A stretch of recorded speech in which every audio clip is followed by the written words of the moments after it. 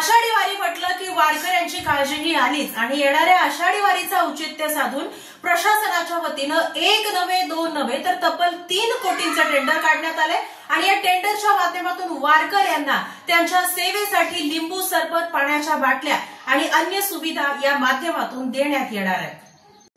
पंढरपूरचा आषाढी यात्रेचा सोहळा 6 जुलै रोजी संपन्न होणार आहे। या सोहळ्यासाठी 10 मानाच्या पालख्यांसह लाखो भाविक पंढरपूरमध्ये दाखल होणार आहेत।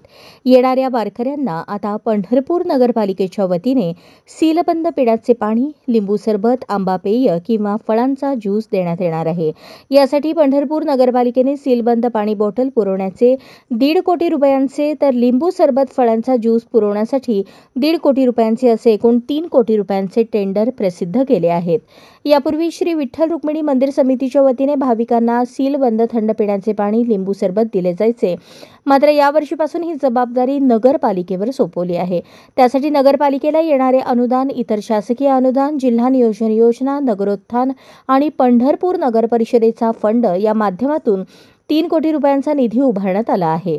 सदरचे सीलबंद पाणी, लिंबू सरबत, फळांचा ज्यूस याचे वाटप 65 एकर भक्तिसागर, दर्शन रांग, चंद्रभागा नदीपात्र, पत्राशेड, वाखरी पालखीतळ आणि चौरस्ता या ठिकाणी करण्यात येणार आहे। मागील वर्षी आषाढी यात्रेमध्ये देखील सीलबंद बॉटलमधून पाणी पुरवठा करण्यात आला होता। यावेळी अनेक ठिकाणी गोंधळ उडाला होता। संबंधित ठेकेदाराची वितरण व्यवस्था अपुरी पडल्याने भाविकांपर्यंत पाणी पोहोचलेच नाही। आता ही जबाबदारी नगरपालिकेद्वारे पूर्ण करण्यात येणार आहे। वीज, रस्ते, नळाद्वारे स्वच्छ पिण्याचे पाणी, शौचालय, स्वच्छता, चांगले रस्ते यासह मूलभूत सुविधा देण्याची जबाबदारी नगरपालिकेवर आहे। या सुविधा भाविकांनाच पुरवताना नगरपालिकेचा बोजवारा उडतो। आता पाणी आणि फळांचा ज्यूस वाटपाची नवीन जबाबदारी नगरपालिकेवर आली आहे।